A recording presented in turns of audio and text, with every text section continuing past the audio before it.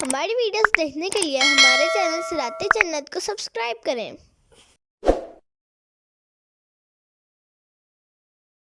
لِيُكَفِّرَ اللَّهُ عَنْهُمْ أَسْوَأَ الَّذِي عَمِلُوا وَيَجْزِيَهُمْ أَجْرَهُمْ بِأَحْسَنِ الَّذِي كَانُوا يَعْمَلُونَ۔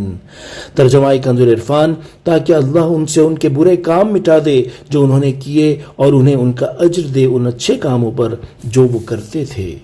تفسیر صراط الجنان، امام محمد بن جریر طبری رحمۃ اللہ تعالی علیہ اس آیت کی تفسیر میں فرماتے ہیں کہ ان نیک بندوں کو اللہ تعالیٰ نے ان کے نیک کاموں کی جزا دی ہے تاکہ اللہ تعالیٰ دنیا میں کیے ہوئے ان کے وہ برے کام مٹا دے جن کا صرف ان کے رب تعالیٰ کو علم تھا، اور جو انہوں نے ظاہری طور پر برے کام کیے پھر ان سے توبہ و استغفار کی اور اللہ تعالیٰ کی طرف رجوع کیا تو انہیں بھی مٹا دے۔ یوں ہی انہوں نے دنیا میں اللہ تعالیٰ کی رضا والے جو اچھے کام کیے تھے ان پر اللہ تعالیٰ انہیں اجر و ثواب عطا فرمائے۔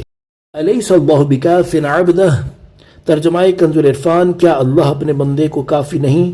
وَيُخَوِّفُونَكَ بِالَّذِينَ مِن دُونِهِ، اور وہ تمہیں اللہ کے سوا دوسروں سے ڈراتے ہیں۔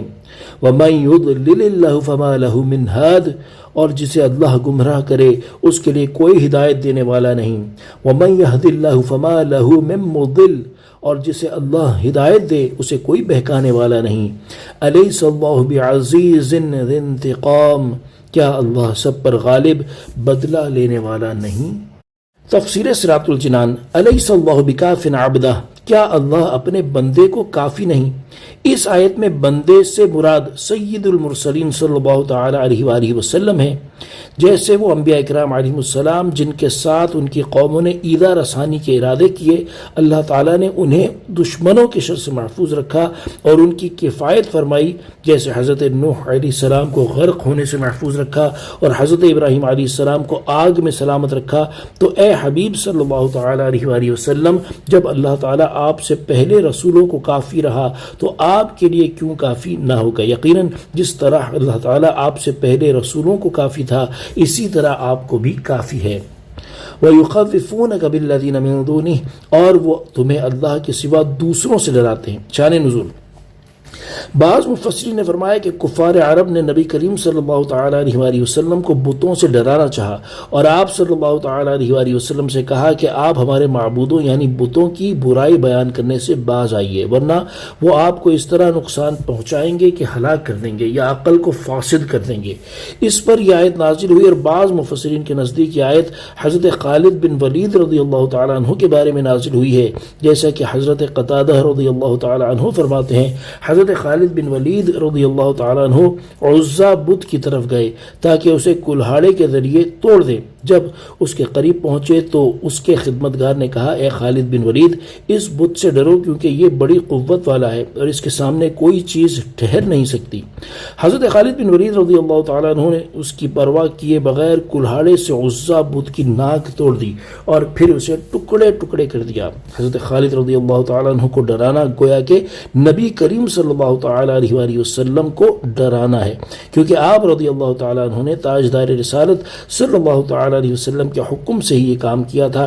اس لیے آیت میں نبی اکرم صلی اللہ تعالی علیہ وآلہ وسلم سے فرمایا گیا کہ وہ تمہیں اللہ تعالیٰ کے سوا دوسروں سے ڈراتے ہیں۔ آیت کے اس حصے کا خلاصہ یہ ہے کہ اے پیارے حبیب صلی اللہ تعالی علیہ وآلہ وسلم، کفار کی حماقت کا یہ حال ہے کہ وہ آپ کو اللہ تعالیٰ کے سوا اپنے بنائے ہوئے جھوٹے معبودوں سے ڈراتے ہیں، حالانکہ ان کے بناوٹی معبود خود بے جان اور بے بس ہیں، اور اگر بالفرض انہیں کوئی قدرت حاصل بھی ہوتی تو وہ اللہ تعالیٰ کے مقابلے میں عاجز ہی رہتے۔ اور جب حقیقت یہ ہے کہ اللہ تعالیٰ اپنے بندوں کو کافی ہے تو ان کا اپنے ہاتھوں سے تراشے ہوئے معبودوں سے ڈرانا باطل اور بیکار ہے۔ وَمَن يُضْلِلِ اللَّهُ فَمَا لَهُ مِنْ هَادٍ، اور جسے اللہ گمراہ کرے اس کے لیے کوئی ہدایت دینے والا نہیں۔ آیت کے اس حصے کا خلاصہ یہ ہے کہ یہ باتیں اسی وقت فائدہ مند ہیں جب بندے کو ہدایت اور توفیق حاصل ہو، اور اصل بات یہ ہے کہ جس کی بدعملیوں کی وجہ سے اللہ تعالیٰ اس میں گمراہی پیدا فرما دے تو اسے کوئی ہدایت دینے والا نہیں، اور جسے اللہ تعالیٰ ہدایت یعنی ایمان کا نور دے تو اسے کوئی بہکانے والا نہیں۔ مزید فرمایا کہ کیا اللہ تعالیٰ سب پر غالب اور بدلہ لینے والا نہیں؟ کیوں نہیں؟ یقیناً ہے۔ تو جب اللہ تعالیٰ ہی غالب ہے اور بتوں کا عاجز و بے بس ہونا بھی ظاہر ہے، تو پھر کافروں کا بتوں سے ڈرانا حماقت نہیں تو اور کیا ہے۔ صلو علی الحبیب صلی اللہ تعالی علی محمد صلی اللہ تعالی علیہ وآلہ وسلم۔